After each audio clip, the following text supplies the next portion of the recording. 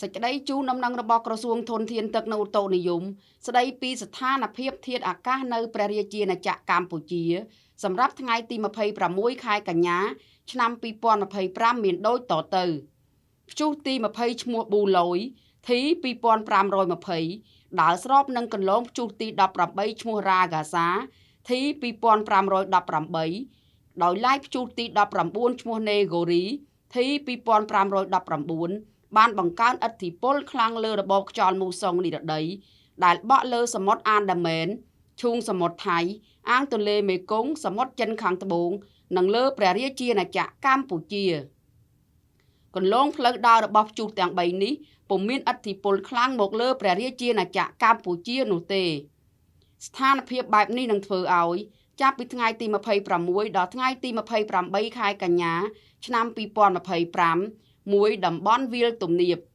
សីតុណ្ហភាពមធ្យមបមា22អង្សាសេនិងសីតុណ្ហភាពមធ្យមបមា31អង្សាសេខ្យល់បក់មកពីទិសបូរនិងទិសអាគ្នេយ៍មានល្បឿនមធ្យម5ម៉ែត្រក្នុង1វិនាទីខេត្តបន្ទាយមានជ័យបាត់ដំបងពោធិ៍សាត់កំពង់ឆ្នាំងសៀមរាបកំពង់ធំកំពង់ចាមត្បូងឃ្មុំព្រៃវែងកណ្ដាលតាកែវស្វាយរៀងនិងភ្នំពេញអាចមានភ្លៀងធ្លាក់ជាមួយផ្គររន្ទះនិងខ្យល់កន្ត្រាក់គ្របដណ្ដប់លើផ្ទៃដី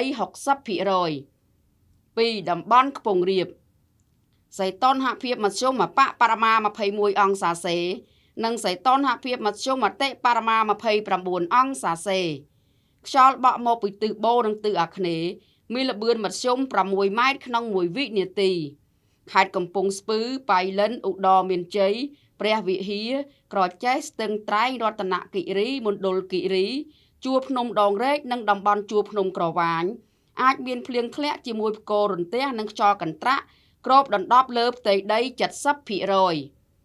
3តំបន់មាត់សមុទ្រសីតុណ្ហភាពមធ្យមបមា21អង្សាសេនិងសីតុណ្ហភាពមធ្យមបមា30អង្សាសេខ្យល់បក់មកពីទិសនិរដីនិងទិសអាគ្នេយ៍មានល្បឿនមធ្យម5ម៉ែត្រក្នុង1វិនាទីខេត្តកោះកុងព្រះសីហនុកំពតកែបនិងជួរភ្នំបូកគោអាចមានភ្លៀងធ្លាក់ជាមួយផ្គររន្ទះនិងខ្យល់កន្ត្រាក់គ្របដណ្ដប់លើផ្ទៃដី 50% រលកសមុទ្រមានកម្ពស់មធ្យមបមា 0.50 ម៉ែត្រនិងកម្ពស់មធ្យមបមា 2.50 ម៉ែត្រអាស្រ័យដោយបានជម្រាបជូនខាងលើសូមសាធារណជនទទួលជ្រាបជាព័ត៌មានសូមអរគុណ